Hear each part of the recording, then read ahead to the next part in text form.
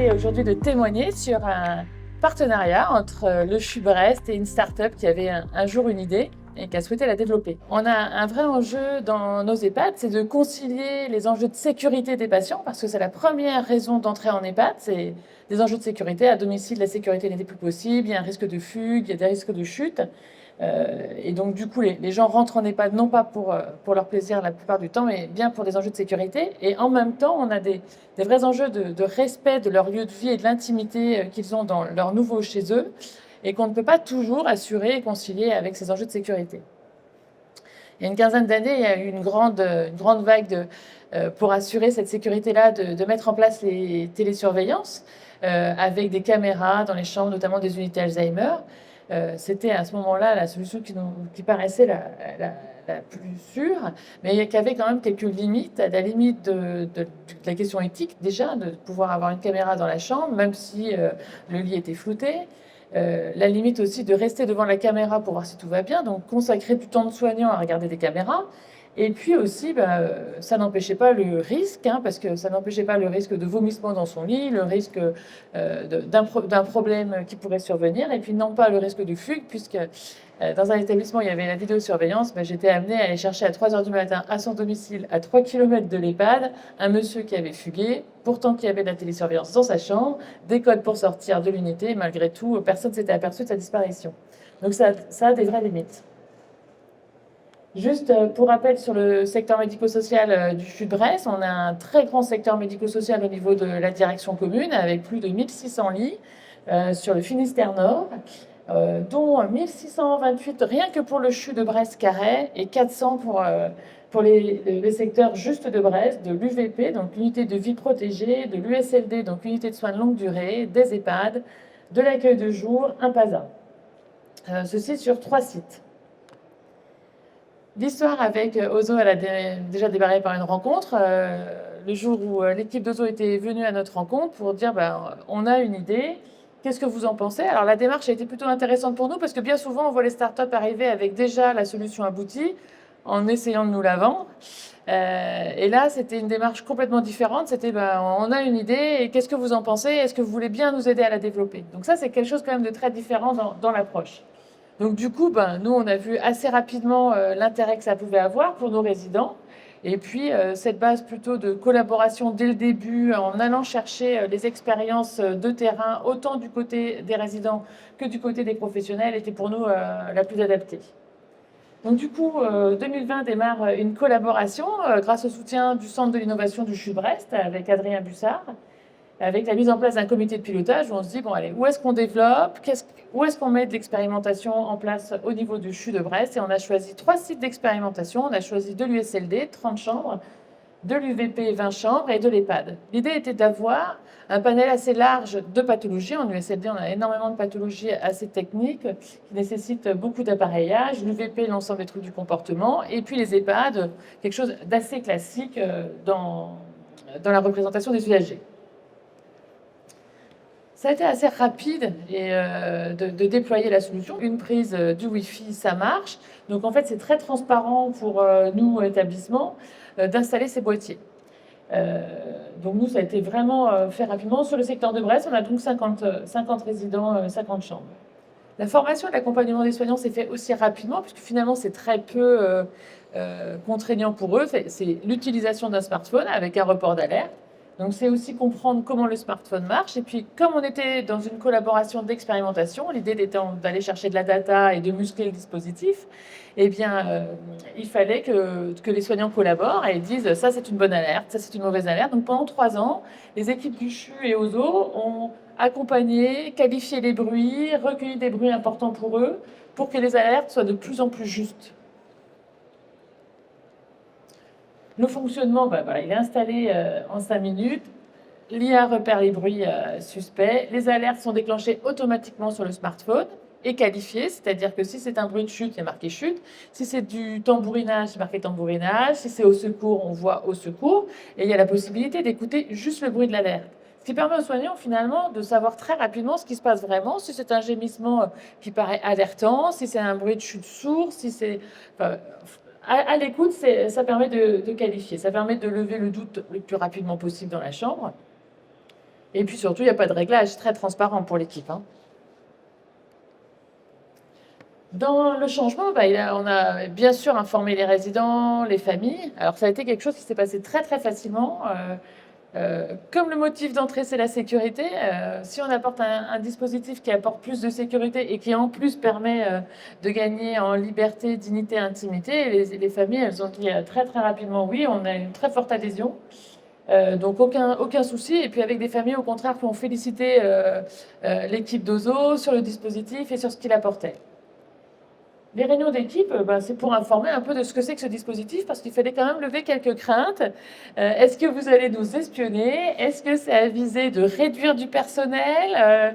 Donc toutes ces craintes-là qu'on amène à notre nouveau dispositif, surtout de l'IA, eh ben, c'est mais pourquoi? À quoi ça va servir? Est-ce que c'est pas un peu l'œil de Moscou? Et donc du coup, il fallait quand même aller rassurer les équipes sur comment ça marchait. Et puis aussi, toute la question du changement possible qu'offre aux autres dans le changement et la transformation de nos organisations, puisque avec un dispositif comme ça, l'idée, c'est pas de mettre un boîtier et puis de rien changer dans nos pratiques, c'est aussi un véritable levier de transformation des organisations.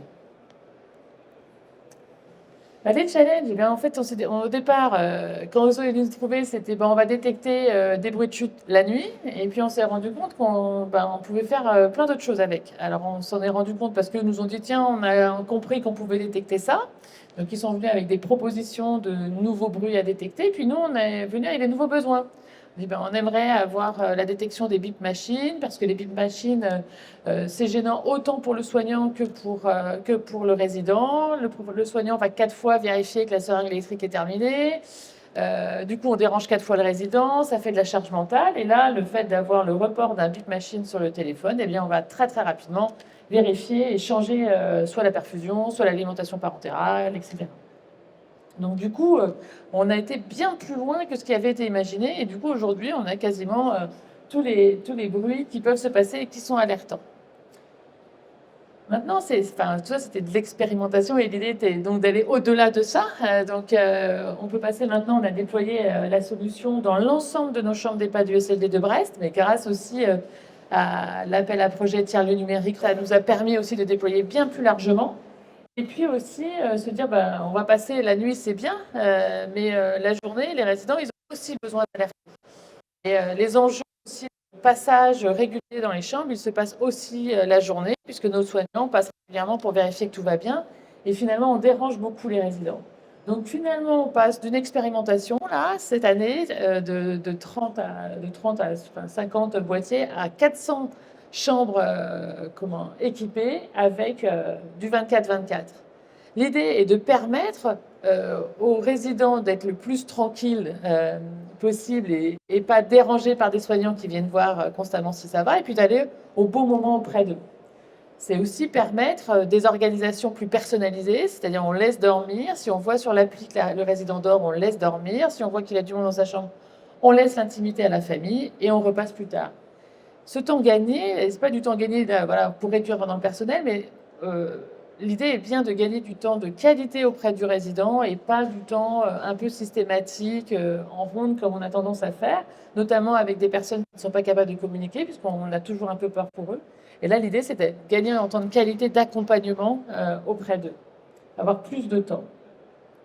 Comme sur le pôle du CHU, on a du SSR gériatrique et de l'UCC, et bien on se dit que ce qu'on peut apporter à nos patients, nos résidents gériatriques du coup d'EHPAD du SLD, il y a un vrai intérêt d'aller équiper des chambres de SSR et du CC avec comme idée d'aller chercher les signes précurseurs d'une agitation en UCC, c'est-à-dire qu'est-ce qui conduit l'agitation en UCC et sans doute derrière en EHPAD ou en UVP, c'est-à-dire la montée de la pression, les résidents ou les patients qui ont tendance à bouger davantage et qui on sent une tension monter.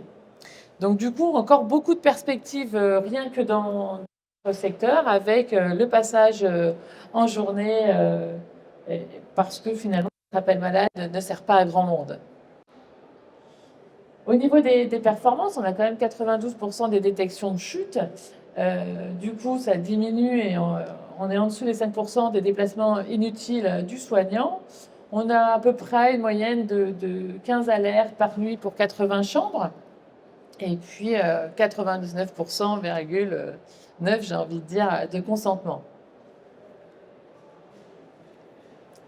Alors, ce qui a changé, ce qui nous a permis de changer, c'est que ça a rassuré quand même les professionnels. C'est-à-dire faire changer les professionnels et leur dire ne passez pas systématiquement dans les chambres, avec toujours la crainte qu'il se soit passé quelque chose, notamment la nuit.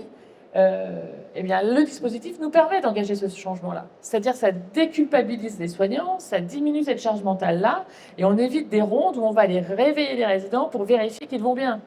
Donc, et en plus, on engendre des troubles du comportement à la suite, puisqu'ils dorment mal. Et puis, du coup, comme ils ont des troubles du comportement, eh bien, on passe par quelques traitements anxiolytiques qui les font chuter, et le cercle vicieux est engagé. Donc, ce dispositif nous a permis de sécuriser finalement les soignants et les familles, dans le dire on va diminuer le nombre de passages inutiles et on va aller de façon beaucoup plus ciblée. On remarque quand même, depuis qu'on a changé cette organisation-là, notamment au niveau de la nuit et du petit déjeuner, mais maintenant où on va voir les résidents uniquement quand ils sont réveillés, eh bien, on a remarqué une diminution des troubles du comportement dans la matinée. C'est-à-dire les résidents sont beaucoup plus calmes et ça nous permet d'avoir une ambiance beaucoup plus apaisée.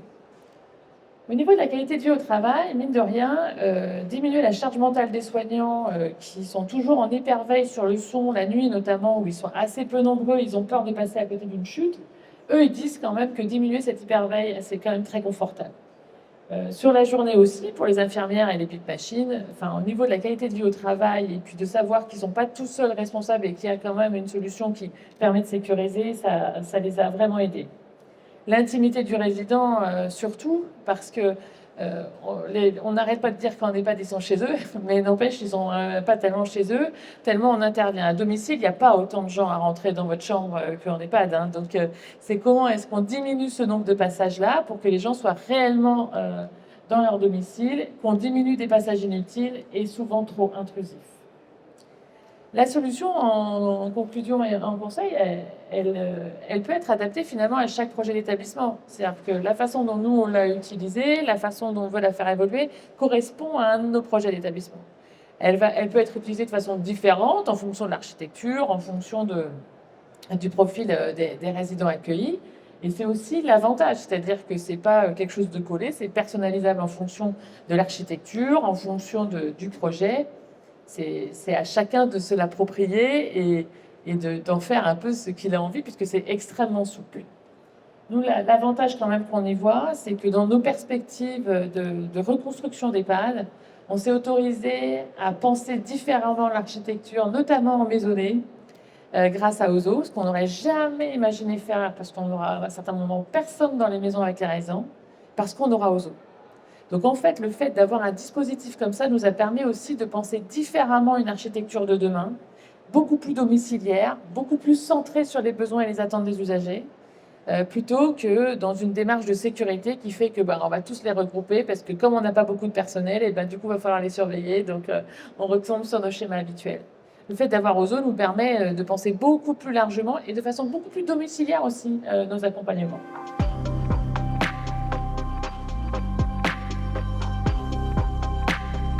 Alors, l'EHPAD en maisonnée, dans le projet architectural de Brest, on va regrouper 400 lits d'EHPAD sur un même site. Et il ne s'agissait pas de faire un rassemblement de personnes âgées, une forme de ghetto, qu'on aurait pu nous dire assez facilement. Et en fait, on se rend compte qu'en allant chercher les besoins et les attentes des personnes qui doivent rentrer en EHPAD, ils ne veulent surtout pas rentrer en EHPAD. Donc, c'est pour eux très difficile. Donc, il faut, et en même temps, à un moment donné, nécessaire. Donc, s'ils viennent, c'est qu'ils doivent y venir à un moment donné. Mais comment est-ce que nous, on doit réfléchir l'architecture et la maison pour eux de demain qui ne ressemble pas à un EHPAD? Et on a toujours nos contraintes de personnel. Si on doit faire des accueils en maisonnée, on se dit on aura besoin de plein de personnel, donc on imagine que c'est pas possible, donc on ne le fait pas. Et nous, en fait, on l'a imaginé en se disant si on a Ozo dans toutes les chambres, et bien finalement, on fonctionnera comme un SIAD et on ira en fonction des alertes dans les maisonnées, en fonction de ce qu'Ozo dira. Plutôt que de laisser un personnel qui reste là au cas où il se passe quelque chose, eh bien on ira dans les maisons, à domicile, en fonction des besoins. Les smartphones, on en a autant que de soignants, donc autant qu'on en a besoin. En fait, en fonction du nombre de soignants dans l'équipe, il faut qu'on ait un nombre de smartphones. Donc en fait, Ozo équipe à hauteur des besoins des équipes. Donc voilà, la nuit, elles ont besoin de 3 smartphones parce qu'elles sont 3. En journée, elles auront autant de smartphones qu'elles ont besoin pour assurer aussi les soins. Dans les smartphones, on imagine aussi pouvoir s'en servir en messagerie instantanée pour pouvoir s'interpeller, pour éviter l'interruption de tâches aussi des infirmières. Enfin, le smartphone, on leur a glissé quelques idées pour qu'ils fassent encore plus de choses que ce qui est prévu au départ. Pour l'expérimentation, on l'a fait de façon assez simple. On n'a pas fait de recherche ou pas de recherche clinique. On s'est basé sur des allers-retours, des quick wins, comme dirait Adrien, c'est-à-dire qu'est-ce qui marche, on fait du retour, qu'est-ce qui marche pas, etc.